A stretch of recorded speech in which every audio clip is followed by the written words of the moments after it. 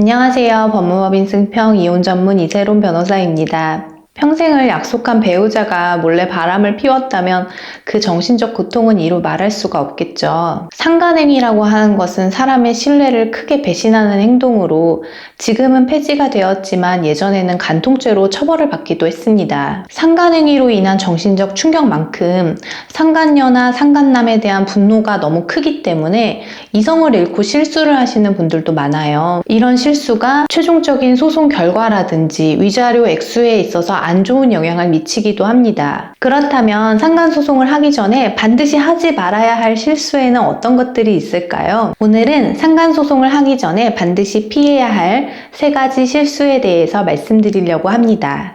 첫 번째는 상간자에 대한 불법행위라고 할 수 있어요. 제가 이혼 전문 변호사로서 상간사건에 대해서 정말 많은 상담을 해보았지만 남편이나 아내에 대한 분노보다는 그 상대방인 상간자에 대한 분노가 더 크신 분들이 많았습니다. 때로는 상간녀나 상간남에 대한 분노심으로 이성을 잃고 위험한 행동을 할 수도 있어요. 상간녀에게 전화해서 욕설을 하는 분들도 계시고요. 상간녀에게 당장 5천만 원 또는 1억을 내놔라.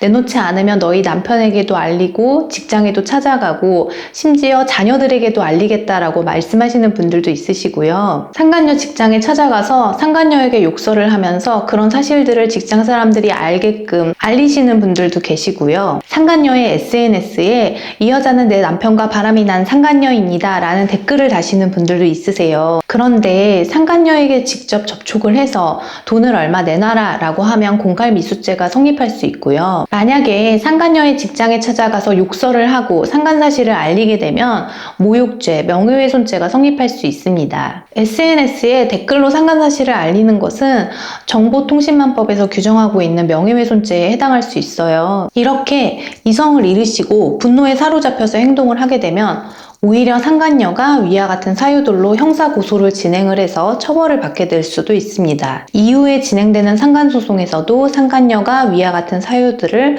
방어사유로 주장할 수도 있습니다. 따라서 상간소송을 하기 전에 이성을 잃고 불법적인 행위를 하시는 것은 절대 안 되고요. 반드시 합법적인 절차인 소송을 통해서 응징을 하는 것이 바람직합니다. 두 번째는 충분한 증거가 없이 성급하게 배우자나 상간자에게 알리는 행위입니다. 상간소송은 소송이에요. 그리고 이 소송의 승패를 좌우하는 것은 증거가 어떠한지입니다. 원고는 상대방의 부정행위 사실을 입증을 해야 하는데요. 따라서 부정행위 증거가 충분하게 확보가 된 이후에 소송을 진행해야 합니다. 단순히 한두 차례 연락을 한 것만으로는 부정행위라고 보기가 어렵고 스킨십이 있었다든지 성관계가 있었다든지 이러한 사실들에 대한 증거가 필요합니다. 예를 들면 애정 표현을 하는 문자 내역이나 카카오톡 메시지, 사랑한다고 얘기하는 통화 녹음 내역이라든지 호텔에 방문한 기록, 호텔 영수증, 차량 블랙박스 영상이라든지 이러한 것들이 있어야 부정행위를 입증할 수 있습니다. 따라서 배우자와 상대방이 그냥 조금 다정한 정도의 카카오톡 메시지를 서로 주고받았다. 이것만으로는 부정행위가 인정되기가 쉽지가 않고요.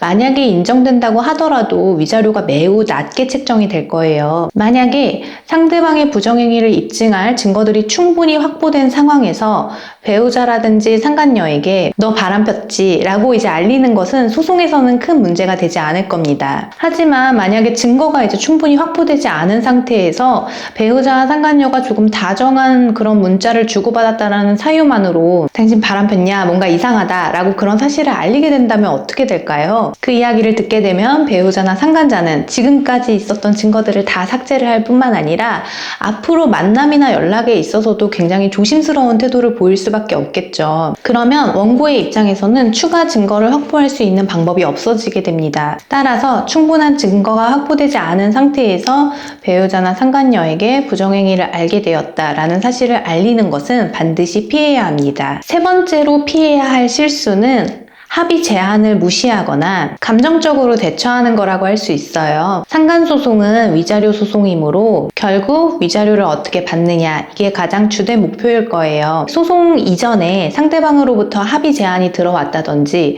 아니면 소송을 진행하는 과정에서 피고로부터 합의 제한이 들어왔을 때 나는 절대로 피고를 용서 못해 무조건 판결로 받을 거야 라고 하면서 바로 거부해 버리시는 분들이 있어요. 그런데 보통 상간소송에서 정해지는 위자료 액수 액수라는 것이 있기 때문에 변호사가 판결로 받을 수 있는 위자료의 액수를 예상을 하고 판결로 받을 수 있는 위자료 액수보다 조금 더 높은 그런 액수의 합의 제안이 들어왔을 때에는 합의 절차로 마무리하는 것이 비용과 시간을 줄일 수 있다는 장점도 있습니다. 순간적인 감정으로 대응을 하기보다 이성적으로 대처를 한다면 합의를 통해서 판결보다 더 나은 결과를 만들어낼 수 있는 경우도 있어요. 물론 너무 믿었던 배우자의 부정행위로 인해서 정신적 충격이 너무 커서 내가 꼭 판결로 받겠다, 그래야 정신적 안정을 얻을 수 있다 라고 하시는 분들에게는 사안을 요모조모 이제 따져보고 합의보다 판결이 나은 점에 대해서 설명을 드리고 있습니다. 오늘은 상간소송을 하기 전에 반드시 피해야 할 3가지 실수에 대해서 알아봤어요. 상간소송은 혼자 감당하기에는 힘들고 벅찬 싸움입니다. 배우자의 외도를 처음 알게 되었을 때는 정신적 충격이 무척 크시겠지만 부디 이성을 잃지 말고 침착하게 대응을 하셔서 원하는 결과를 얻으시기 바랍니다. 오늘 영상은 여기까지고요. 다음 영상에서 뵙겠습니다. 시청해주셔서 감사합니다.